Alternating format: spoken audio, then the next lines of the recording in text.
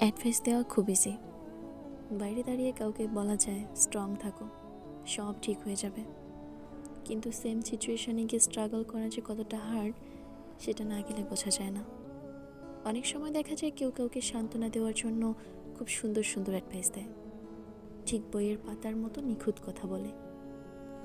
মাঝে মাঝে আমিও তাই বলি, বাট রিয়েল লাইফে সে নিজেই শত চেষ্টা করেও সেই অ্যাডভাইসগুলো ফলো করতে পারে না। এটা হিপোক্রিসি না, এটা হিউম্যান নেচার। কারণ প্রতিটা মানুষের ক্যাপাসিটি, পেইন টলারেন্স আর ইমোশনাল স্ট্রেংথ আলাদা।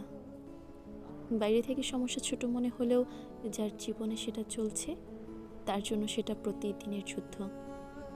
অ্যাকচুয়ালি যে মানুষটা সিচুয়েশনটার ভেতর দিয়ে যাচ্ছে, শুধু সেই পুরোটা ফিল করতে পারে। অন্য কেউ তার জায়গায় দাঁড়িয়ে সেই ভয়, দ্বিধা, ইনসিকিউরিটি বা প্রেশার ঠিকভাবে বুঝতে পারে না, পারার কথাও না।